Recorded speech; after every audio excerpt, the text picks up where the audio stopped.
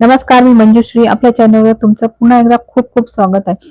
चला तर अगदी परफेक्ट गाजरचा हलवा कसा बनवायचा आणि तो सुद्धा फक्त 5 साहित्यामध्ये. अजिबात मावा न वापरता माव्यासारखी टेस्ट असणारा गाजरचा हलवा आपण या व्हिडिओमध्ये तुम्हाला बनवून दाखवणार. त्यामुळे शेवटपर्यंत व्हिडिओला पाहायला अजिबात विसरू नका. कारण या व्हिडिओमध्ये आपण छोट्या-छोट्या टिप्स तुम्हाला सांगितल्या. त्यामुळे तुमचा हलवा जर चिकट होत असेल तर तो कशामुळे होतो किंवा त्याला पाणी का बरं सुटते किंवा परफेक्ट चव आपल्याला फक्त दूध वापरून कशी घेता येईल आणि ते 5 साहित्य कोणते हे सगळं आपल्याला व्हिडिओमध्ये दिसणार आहे. त्यामुळे व्हिडिओला अजिबात स्किप न करता पूर्ण पहा. तर सगळ्यात पहिले मी ते अर्धा किलो गाजर घेतलेलं आहे आणि त्याचे जे देठ काढून घेतलेले आहे म्हणजे आपल्याला गाजर खेचताना ते सोपं जाईल. आणि त्यानंतर आपल्याला यावरची साल काढून घ्यायची. त्यामुळे काय होईल की गाजराच्या वरती जे काही साल असते त्याच्यावरती थोडेसे हलकेसे केस असतात ते सुद्धा निघून जातात किंवा कधी-कधी हलकंसं त्यामध्ये मातीचे कण अडकलेले असतात ते सुद्धा निघून जातात. अगदी आपण जर डायरेक्ट तसे वापरले तर बऱ्याच वेळा मग ते मिक्स होतात आणि दाताखाली आल्यावर गाजरच्या हलव्याची चवच बिघडून जाते. त्यामुळे ती एक काळजी घ्यायची. तर इथे अशा प्रकारे मी सगळे गाजरच्या वरचे असे साल काढून घेणार. अगदी पातळ साल काढून घ्यायची आणि त्यामुळे आपल्या गाजरच्या हलव्याला कलर सुद्धा खूप छान येणार आहे. अगदी अजिबात आर्टिफिशियल कलर वापरायची गरज नाही. तर इथे बघू शकता तुम्ही काही गाजर जे येते त्याला आतमध्ये पिवळसर भाग हा खूप जास्त प्रमाणामध्ये. असे गाजर सुद्धा कसे किसून घ्यायचे. तर या गाजरला आपण तुकडे करून घ्यायचे आणि फक्त त्याचं वरचं साल काढायचं. तो पिवळा भाग आपल्याला पूर्णपणे काढून टाकायचा. नाहीतर तो जर तसाच वापरला तर गाजराच्या हलव्याची चव ती बिघडून जाते. त्यामुळे आपल्याला ती एक काळजी घ्यायची. तर बघू शकता मी ते वरचा साल पूर्ण काढून घेतला आणि आतला पिवळा भाग जो आहे तो बाजूला काढून टाकणार आहे. काही गाजर जे आहेत ते आपल्याला पूर्णपणे छिलता आलेले आहेत म्हणजे खिसून घेता आलेले आहेत. कारण ते त्याच्यामध्ये असा पिवळसर भाग जास्त नव्हता. तर इथे बघू शकता आपण गाजर अशा प्रकारे पूर्णपणे खिसून घेणार आहोत. आता खिसताना सुद्धा जे ते अगदी जाडसर घ्यायचं नाही किंवा बारीक सुद्धा खिसणी घ्यायची नाही आपल्याला. तर मिडियम खिसणीवर आपल्याला असा किस एकसारखा खिसून घ्यायचा आहे. त्यामुळे जे ती गाजराची चव जी आहे ती अजून छान लागायला मदत होते. आता इथे बघू शकता एकसारखा आपला खीस रेडी झाला. त्यानंतर मी जवळपास 2-3 चमच यामध्ये आपलं घरचंच तूप वापरलेलं आहे.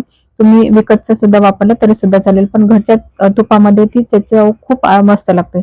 असेल तर नक्की वापरा. आता यावर आपण गाजरचा खीस केलेला तो यामध्ये परतून घेणार आहोत. आता हे बघा कढईमध्ये परतून घेतल्यानंतर जे ते यातला गाजराचा कच्चेपणा जो आहे तो निघून जाणार आहे आणि गाजर तुपामध्ये छान परतवल्यामुळे ते शिजतात पण छान आणि चवीला सुद्धा मस्त लागतात. त्यामुळे ही स्टेप अजिबात स्किप करू नका. बऱ्याच वेळा आपण गाजराचा हलवा जे ते कुकरमध्ये बनवताना सुद्धा बघितलेला आहे. अगदीच घाई असेल तर तुम्ही त्या पद्धतीने करा. नाहीतर वेळ असेल तर तुम्ही नक्की या पद्धतीने करा. अजिबात खवा न वापरता सुद्धा आपल्याला खव्याची चव या गाजराच्या हलव्यामध्ये मिळणार आहे. तरी ते गाजरचा जे ते खीस आपण छान तुपावर परतून घेतला आणि त्यानंतर आपल्याला 2 मिनिटासाठी याला वाफ सुद्धा घ्यायची. त्यामुळे हलकेसे गाजर शिजून जाणार आहेत. आता हे 5 साहित्य जे वापरले आहेत ते सुद्धा कोणते आहेत? तर बघा फक्त आपल्याला यामध्ये लागणार आहे ते म्हणजे गाजर, दूध, साखर, मावा आणि तूप आणि एवढ्या साहित्यामध्ये आपण गाजराचा हलवा जो आहे तो खव्याची टेस्ट असणारा सुद्धा मिळणार आहे. आणि यामध्ये बघा आता हे छान वाफ आल्यानंतर गाजर छान शिजलेले आहेत. आता या स्टेपला जे आहे ते यामध्ये आपल्याला वापरायचं आहे ते म्हणजे दूध आणि दुधासोबत मी टाकलेली थोडीशी मलाई सुद्धा. तर इथे जवळपास मी 2 कप दूध वापरलेलं आहे आणि थोडीशी मलाई सुद्धा यामध्ये मिक्स करणार आहोत.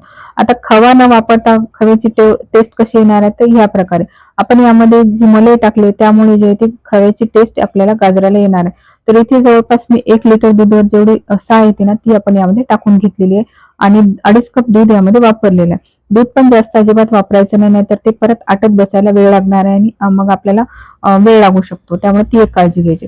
आता इथे 2 मिनिटांमध्ये आपल्याला बघा इथे दूध उकळायला लागलं. आता हे दूध आटेपर्यंत आपल्याला असं मिक्स करून घ्यायचं. मध्ये-मध्ये आपल्याला थोडंसं मिक्स करून घ्यायचं आता दूध आटेपर्यंत.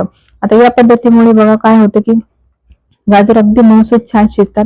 परफेक्ट त्याला तेवढा वेळ घेतल्यामुळे आणि चव सुद्धा खूप मस्त लागते. तुम्ही एकदा नक्की या पद्धतीने करून बघा. तुम्हाला चवीमध्ये फरक हा नक्की कळणार आहे.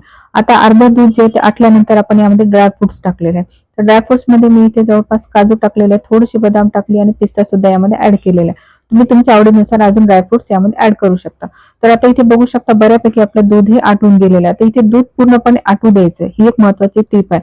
जर तुम्ही त्यातच डायरेक्ट साखर जर टाकली तर तो साखरेचा पाक होतो आणि पहिले सुद्धा दूध आटत नाही.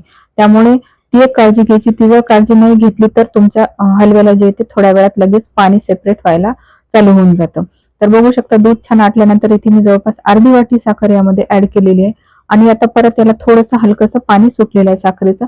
आता एक 2 ते 3 मिनिटांमध्ये मिडियम गॅसवर आपल्याला एकसारखा हलवा त्याला जे ते शिजवून घ्यायचं म्हणजे साखर सुद्धा अगदी व्यवस्थित मिक्स होणार आहे आणि आपला हलवा जो आहे तो अगदी कोरडा आणि अगदी मोकळा होणार आहे.